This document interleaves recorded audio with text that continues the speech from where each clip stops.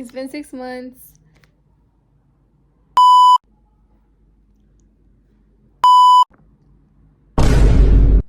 Okay, I actually need to get it together. Hey everybody, I hope you're doing great. It's been 6 months. It's been a pattern in this channel. I promise I'll get better one day. I got a lot of questions actually, about the African Leadership Academy's application. What does a good essay look like? What are good activities? What are good grades? Can you review my application? No, I can't. Just kidding.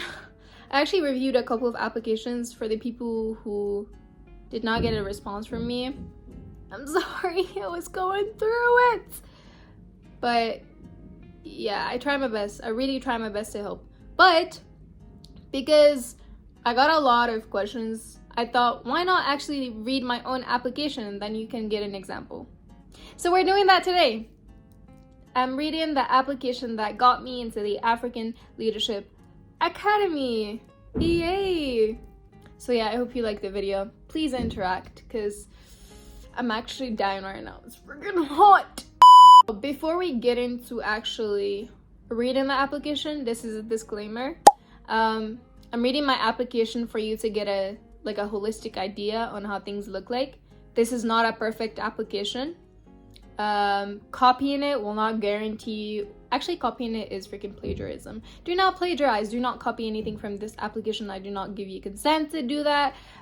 If you do that, you're just gonna get yourself in trouble. And yeah, let's not do that, right?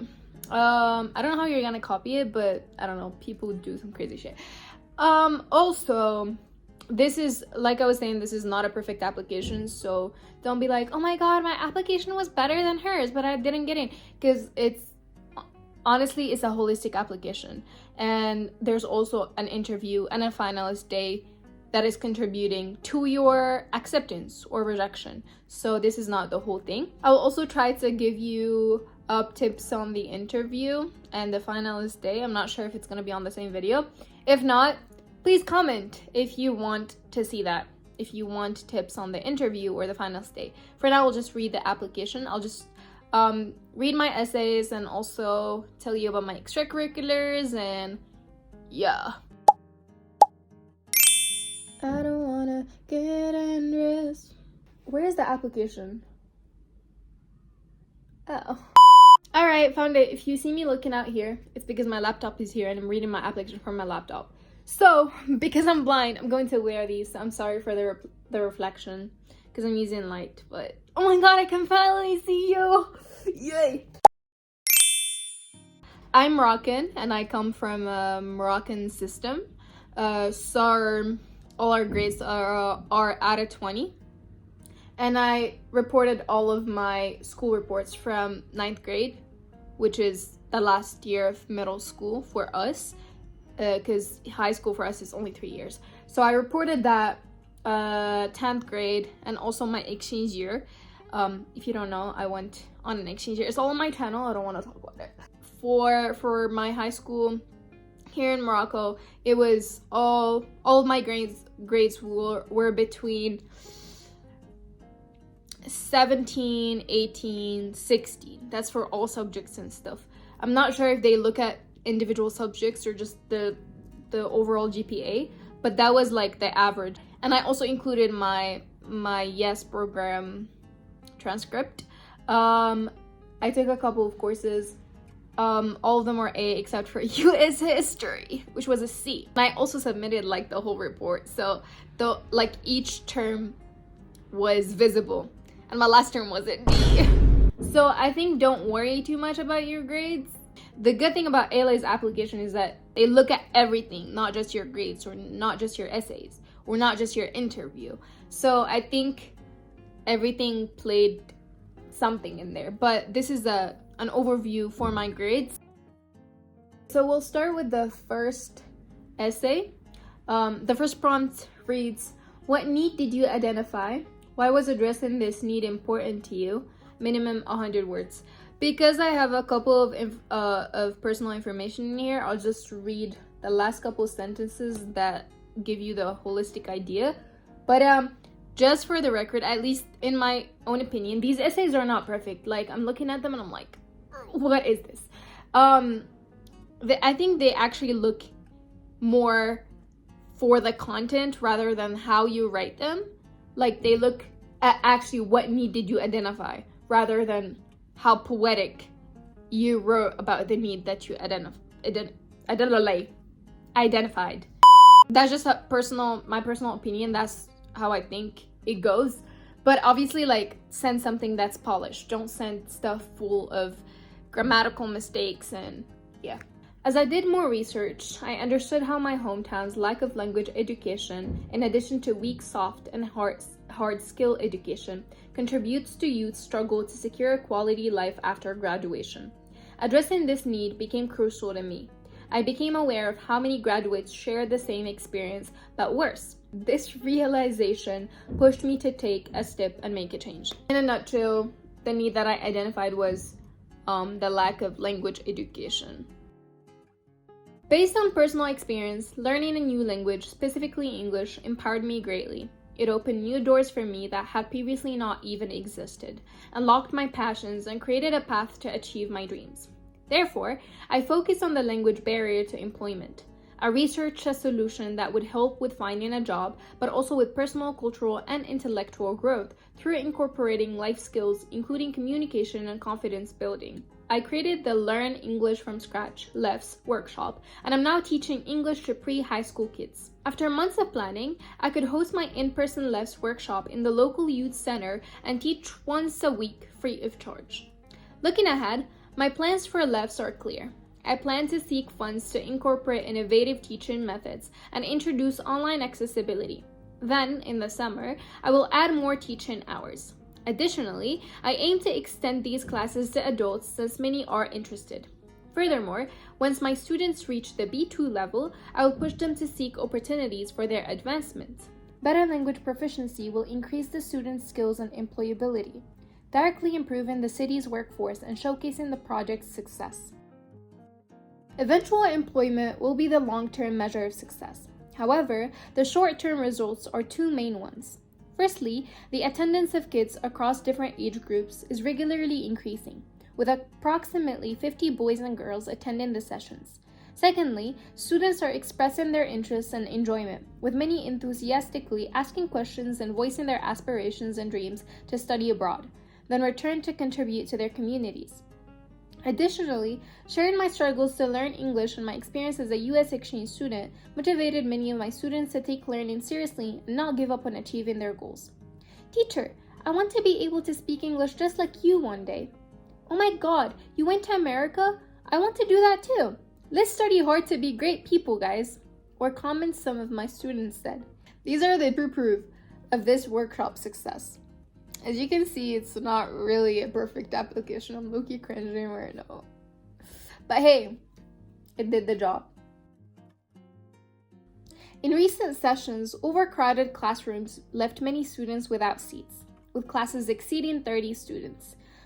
Consequently, this influenced their progress and focus. The different age groups made me struggle with the pace of teaching that I should follow. For instance, students aged 12 plus years old comprehend information faster compared to younger ones. Additionally, new students arriving without English basics faced ongoing challenges. Their struggle to catch up with peers affected their motivation to learn. To overcome these struggles, I decided to divide students based on age groups. This ensures everybody's chance to join LEFS, in addition to making it easy for me to teach effectively. For newcomers, I designed an introductory session to familiarize them with the basics done already, as well as providing them with the resources for independent study to aid their catch-up process. Moreover, I offer help outside the classroom for any additional inquiries. My patience and adaptability significantly increased since I started LEFS. I became a better listener and more empathetic. However, the most important lesson I've gained is the impact of expectations. Initially, I approached this project with doubt, expecting potential failure based on previous initiatives implemented in my hometown. This mindset stopped me from planning fully, leading to unexpected difficulty in handling challenges I faced after its success. Therefore, one thing I would do differently when addressing the lack of language skills in my community again is to set higher expectations from the beginning when implementing my project. I would anticipate positive outcomes and better prepare for any obstacles I come across. This would enable me to move forward with the workshop faster and increase its impact, as I would have been able to solve small issues instantly. Additionally, I would not let the failure of other projects impact my own. Malala Yousafzai, the greatest example of a courageous, dedicated, and resilient leader. Despite facing life-threatening challenges, she strongly advocated for girls' education, leaving a huge impact not only locally but also globally. Becoming the youngest Nobel laureate and winning the Nobel Peace Prize is what inspires me most about her. She proved to me that even as a young individual, I have the potential to make an immense impact on my community and the world. Malala reminds me to always stand up for what's right and use my voice, even if doing so requires sacrifices. Malala's actions redefined the traditional definition of leadership for me, showcasing the power of resilience, advocacy, and dedication in the face of adversity.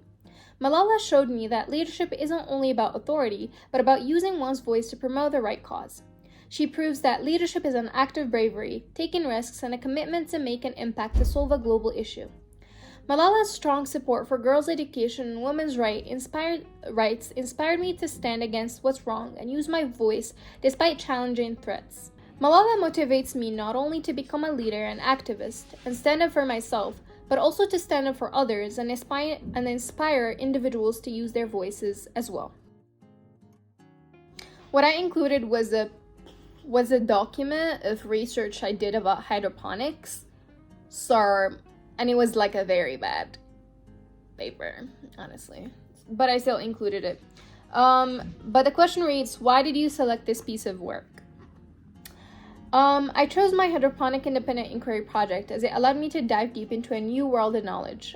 I selected the necessity to conserve water and reduce soil use in agriculture as my target because I come from a place that suffers from drought and lacks arable lands. This project stood out to me after I contacted the students who previously started it but never finished. I got the opportunity to lead the project independently and discover my passion for sustainability and community betterment.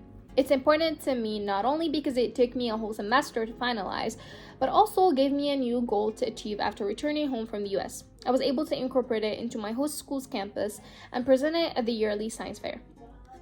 Despite being unable to see the final flourishing of hydroponic ground lettuce due to my exchange year ending, the research, planning, and building pushed me to plan to recreate my project back home and impact my native environment. My hydroponic system reflects my dedication to learning new things, innovating solutions, and bringing them into the real world to make a difference.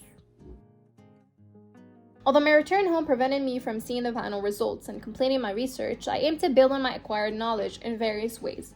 Since my hometown lacks sustainable organizations, I intend to collaborate with sustainability groups across my country and even the continent. I aim to share my research and promote a hydroponic initiative to improve water and soil issues locally.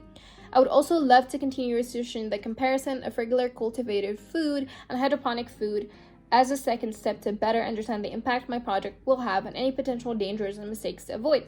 I believe that attending ALA will allow me to collaborate with experts in hydroponics and sustainable agricultures.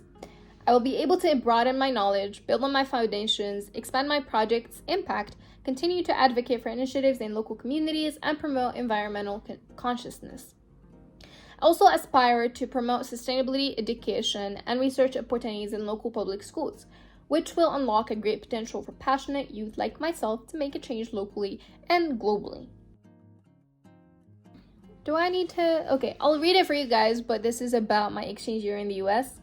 I obviously had to include it because that was my whole personality. It kind of still is, but anyways. I'll still read it for you guys, for the people who don't know about my exchange year. At the age of 15, I got the opportunity to spend a full academic year in the US, specifically Hawaii. I was among the exchange students who got a full merit scholarship from the KLES program despite the 3% acceptance rate. Why am I bragging, bro? Guys, okay, I'll read this as it is. I'm sorry. I consider this one of my most significant achievements because this opportunity made me who I am today. I learned many things and realized that life shouldn't only revolve around academics, my career, and myself. In just a year, I grew to be a capable ambassador and presented my country and identity to those who knew nothing about them. I discovered my love for nature, sailing, and especially community service. In exactly 8 months, I proudly achieved my second biggest goal, completing more than 100 hours of volunteering. Collaborating with different local organizations taught me so much. Beach cleaning, the Children's Discovery Center, baking cookies for the Ronald McDonald House, etc. were all exceptional experiences. I learned the importance of family and community and what it means to be a leader. Teamwork, empathy, integrity, and resilience were only a few of the many lessons I learned. Additionally, I realized that age is not a limit to making a change, and as long as I'm committed to my cause, I can go a long way. I created amazing, lifelong, lasting friendships, and my aspirations for cross-cultural collaboration only grew wider. I dream big, and I'm never afraid of failure. Lovely. Oh, I yapped, because there was no limit here. One accomplishment I would like to mention is my internship at the Hawaii State Capitol. I'm particularly proud of it because of the experience I gained through it. I was able to observe legislative sessions, attend meetings, and help with some administrative tasks. This internship enhanced my understanding of legislative process and government operations in the U.S. It gave me a deeper insight into some issues that Hawaii dealt with and how authorities handle them. This inspired me and taught me how to be a capable leader in benefiting my community. I was honored to be recognized. This pushed me to seek more opportunities. For example, I attended many conferences with the Pacific Asians Affairs Council. I even participated in the PAC World Quest competition, leading a fully international group and scoring in the top 11 teams. If you couldn't tell, I'm finishing this video on a different day, but let's talk about extracurriculars. So I think one thing that I like about ALA's application is that they don't directly tell you what you do out of school. They just tell you to include things that you're proud of or things that you generally want to include and you want the admissions officer to know about you. So I think this is good because it doesn't restrict you to a certain type of extracurriculars, if that makes sense. I'm not sure if you would agree with this, but I think it's good because you can include literally whatever you want. It really doesn't have to be something big, because a lot of people ask me, or asked me in the past, if it's okay to just include a hobby or something that I really like to do, but I don't necessarily have a certificate or an award. I personally think that's okay, as long as you can show proof. So somebody told me that they like drawing. If you like drawing and you really like invest in it, you can include it in the last section, which by the way, I'll show you my answer later for it and the pictures I included, but you can talk about it and what it means to you and how can you relate it to making an impact and how can you relate it to all the values that ALA cares about. Just as a disclaimer, you really have to do your research about the school before you apply, which is, I think that's a clear thing, but a lot of people go directly and like fill up the application without actually looking at the school and what they want and what values do they really respect and all that. If you have something that you do and you really put a lot of time and effort and it means a lot to you, you can put it in there and then show pictures, because for there's additional media that you can add. I added a lot of pictures for things that I didn't have awards for. So for the topic that I talked, or for the project that I talked about in my essays, I didn't have an award or anything, but I showed them pictures of me teaching and pictures of me volunteering and things like that. I think at this age, a lot of people take pictures, so that would help you. If you don't have pictures, I think you just gotta go with it and hope they believe you. But please don't lie, obviously. Like, really put something that you care about and you really do, because they will ask you things in the interview on the finals day. This is something I will talk about in a different video because this is getting too long. But so just to keep it simple, literally your extracurriculars don't have to be too crazy. Like, you can include whatever you want as long as it shows dedication, personality, you name it. For me, for the last question that asks about additional work or accomplishments, I'm looking at the laptop right now, I included this sailing competition I had Because sailing wasn't really a big thing, I didn't have really a lot of awards, and I only did it for a bit, but I really enjoyed it. And I won this competition with my partner, or my crew member. I forgot, what did they call them? Crew member? I was the crew member. Was she a skipper? I forgot. Anyways, we won this race, okay? So, and then I didn't have an award for it or anything, but I still included it there. I also included some conferences I attended, some trainings I had, and I also included stuff that are related to school, any awards that you had, any excellence awards, like, oh, I was first in class, I was the winner of this, I was the winner of that. Include all that. Literally include anything that you think sounds good, put it in there. If you want admissions, the admissions officer to know stuff about you, put it in there. They're not gonna assume, obviously. So that's for the extracurricular part. I'll put a screenshot of the things that I included, and also the pictures that I included to prove that I did all the stuff I put in my application, even though they didn't have awards.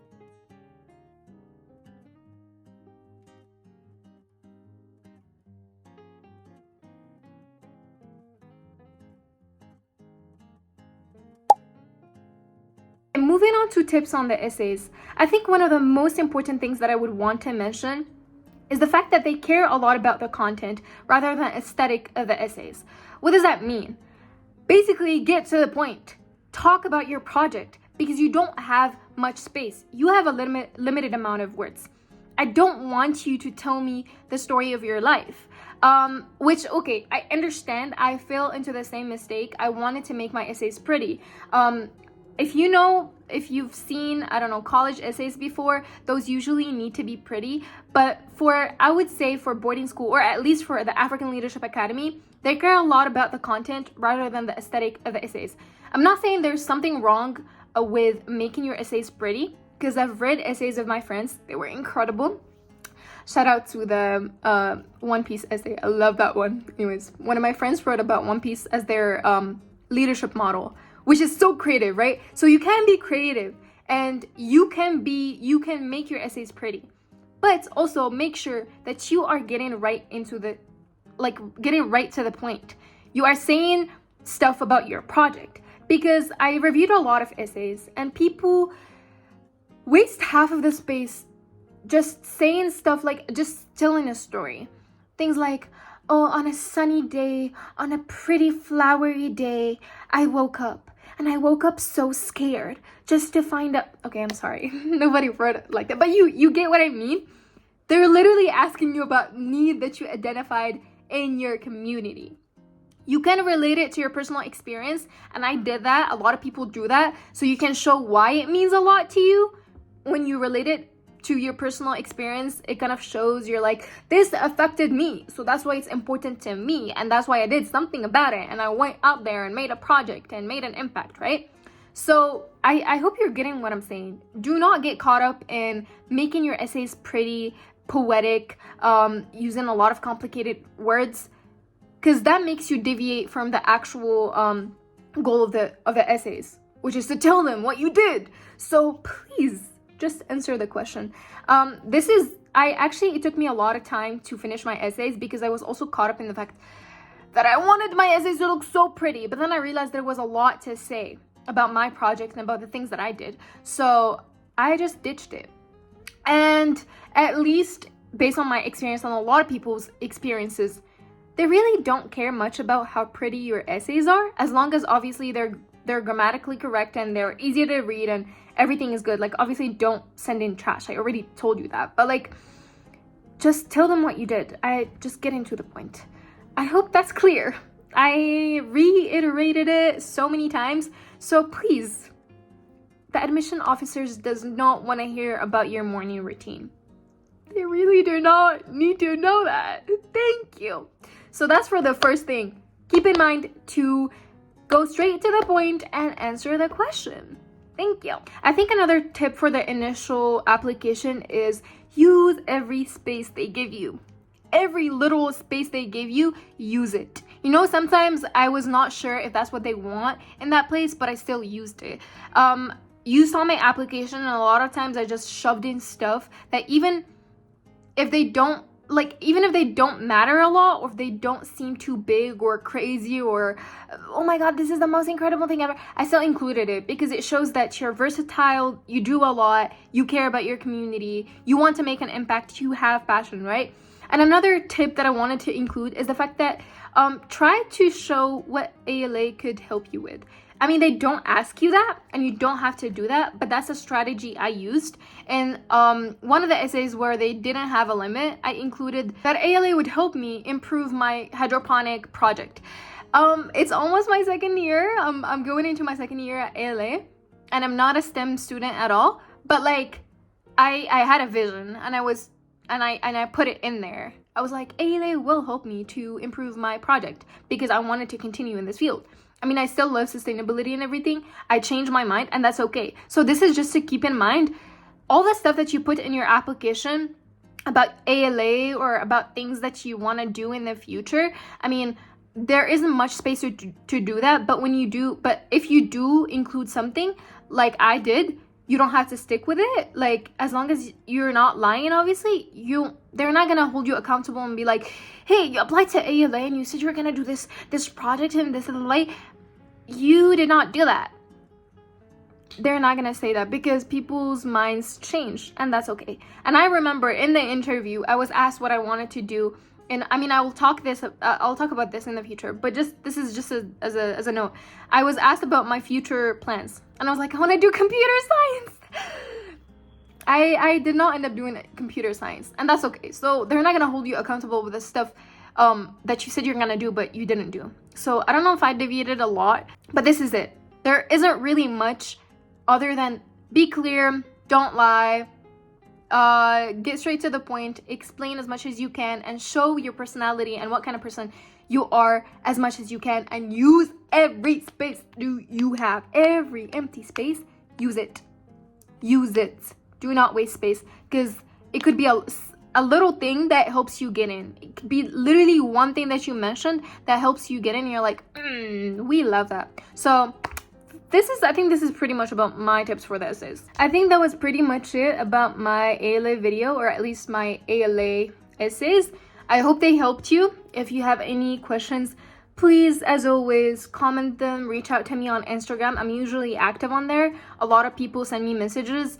I know that a lot of people ask me to review their applications. I'll try my best. I'll really try my best, because most of the time when people reach out, I'm like dying because I have school and stuff, but I really try my best. So if I didn't answer your messages, or if I don't answer, just know that I'm actually busy and I'm probably dying because I have stuff to do.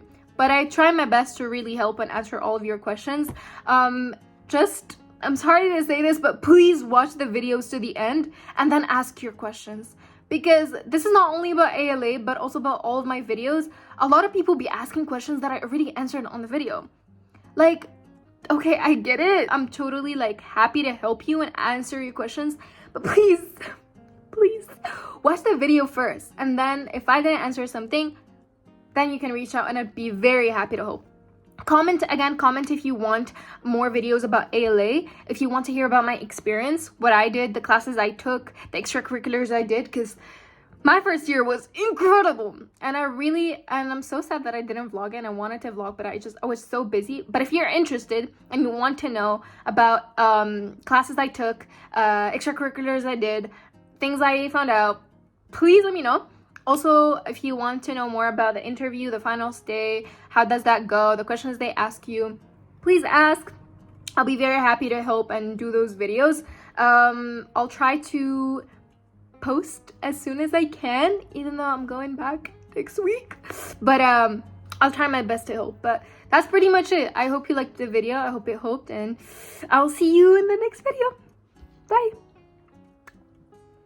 Thank you for your comments, by the way. Some people are so sweet. Oh my god, like, literally love you. Thank you so much for your incredible comments. You guys are so sweet. Bye. Good luck with your application. You guys got this. ALA in the bag.